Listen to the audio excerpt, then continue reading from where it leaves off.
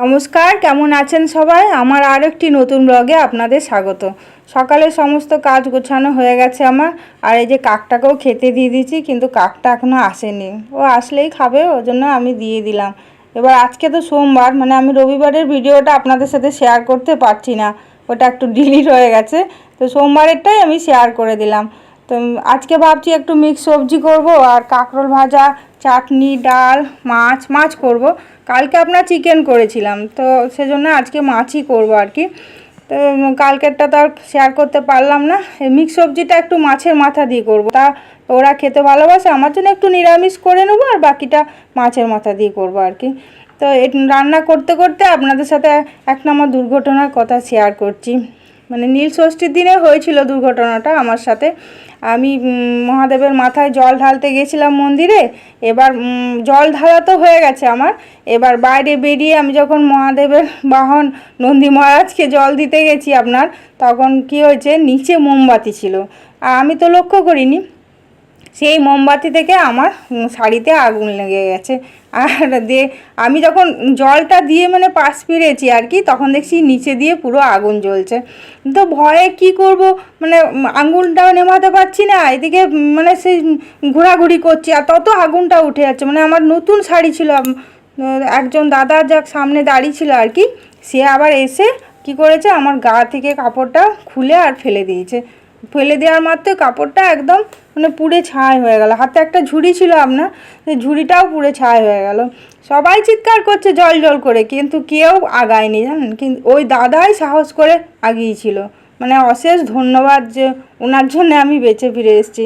আজকে না তো আমার যা বড় ক্ষতি হতে আর বলার না।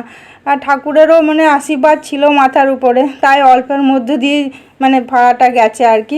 আঙ্গুলের মধ্যে একটু লেগেছিলো, 3টে আঙ্গুলে, আর পেটেও একটু লেগেছিলো আর কি।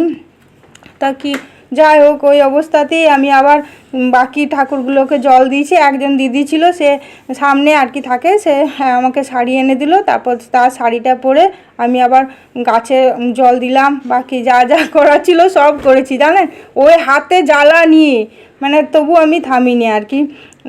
দিয়ে বাড়ি এসেছি। বাড়িতে আসার পর মেয়ে তো আমাকে দেখে অবাক, যে মা তোমার এরকম অবস্থা হয়ে গেল কি করে। মানে এক বালতি জলও পুরো মাথায় আমার ঢেলে দিয়েছিল ওরা, যাতে আর কোথাও আগুন যদি লেগে থাকে। তো আর কোথাও লাগেনি, ওই হালকা হালকা চুল, মাথার চুলগুলো হালকা হালকা আপনার পুড়েছিল, মানে সব কিছুই হালকা মধ্যে দিয়ে গেছে আর কি।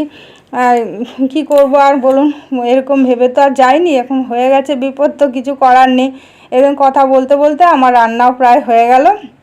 এই যে মাছের মাথা দিয়ে কুমড়োটা করে নিলাম, আর এই যে এটা একটু শুকনো শুকনো করেই করলাম আজকে। ডাল করেছি তো, আর ওই জন্য জল টল দিলাম না বেশি।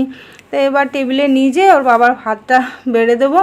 আর কালকেরগুলো তো শেয়ার করতে পারিনি, শুধু একটা ছবি আছে চিকেনের, সেটাই আপনাদের সাথে শেয়ার করছি আর কি। এই যে আমার সব হয়ে গেছে, আর এটা কালকে চিকেনের ছবি। আর আজকেরগুলো এই যে কাঁকরোল ভাজা, ডাল, মাছ, আর চাটনি, আর ও কুমড়ো সবজি সব হয়ে গেছে। এই যে এখন ওর বাবার থালাটা সাজিয়ে নেবো আর কি। আমটাও ছিল, কেটে দিলাম, বেশি দিন থাকলে আবার নষ্ট হয়ে যায়। এ বাবার থালাও সাজানো হয়ে গেছে আমার। আর বিকেলে কি বলুন তো, একটা গান করেছিলাম আর কি। তো গানটা আমি ছেড়েছি ফেসবুকে, যদি ভালো লাগে অবশ্যই কমেন্ট করবেন। আর আপনারা আমাকে প্লিজ সাপোর্ট করুন, না তো আমি আগাতে পারবো না। আর কমেন্ট, শেয়ার, সাবস্ক্রাইব অবশ্যই করুন।